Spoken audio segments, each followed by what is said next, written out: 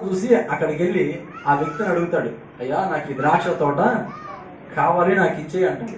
ఇచ్చేయమంటే ఆయన ఎందుకు ఇస్తాడు? ఆయనకు అవసరం కదా, ఆయనకు అవసరమే వేసుకున్నాడు కదా. ఆయన అంటాడు, నేను ఇవ్వనయ్యా, నాకు కావాలి అంటాడు. అన్నప్పుడు ఈయనేమంటాడు తెలుసా, అది నాకు కావాల్సిందే అంటాడు. ఆయన నేను ఈయనయ్య అంటాడు. ఈయనయ్య అనుకోగానే ఈయన ఇంటికి వెళ్ళిపోతాడు.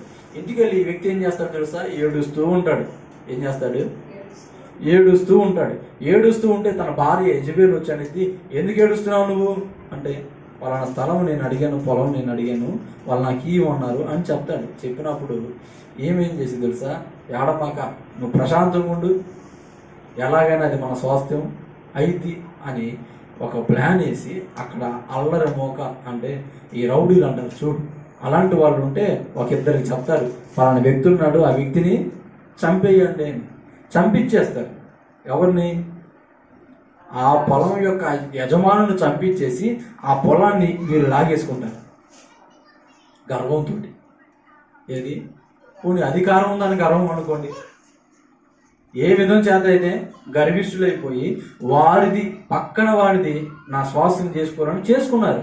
చేసుకుంటే వీళ్ళతో దేవుడు ఏం మాట్లాడతాడు తెలుసా, యెజబెలు నీ దేహమును కుక్కలు తింటే జాగ్రత్త అంటాడు.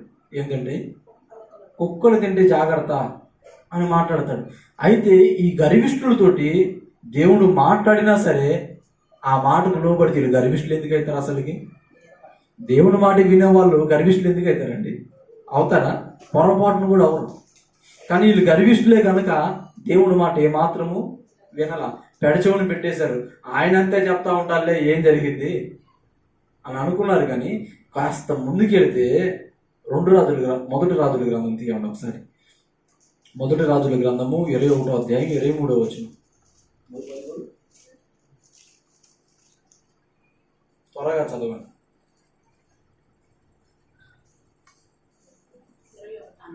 అవును,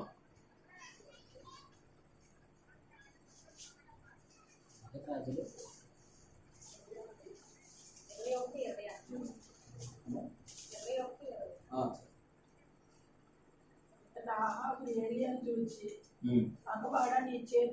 23 చదవమా, 21, 23 చదువు. యెహోవా సెలవిచ్చినదేమనగా, యెహోవేలు ప్రకారం అతని కుక్కలు యెహోవేలును తినివేయును. పట్టణమందు చచ్చు ఆహాబు సంపన్నికులను కుక్కలు తినివేయును.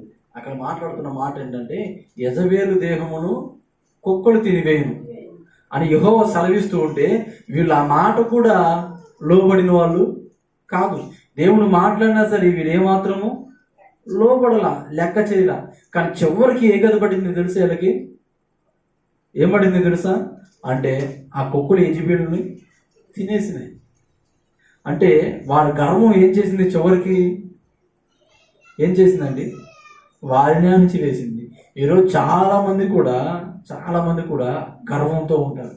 ఏ గర్వం అంటే, నా దగ్గర డబ్బు ఉందని గర్వం ఉండేవాళ్ళు ఉన్నారు, నాకు అధికారం ఉందని గర్వం ఉంది, నాకు ఒక అపార్ట్మెంట్ ఉంది, నాకు నెలకు వచ్చేలాగే లక్షల్లో వస్తూ ఉంటే అని గర్వంతో ఉండేవాళ్ళు ఉన్నారు. అయితే మీ గర్వమే మిమ్మల్ని పతనం చేసిద్దన్న విషయాన్ని జ్ఞాపకం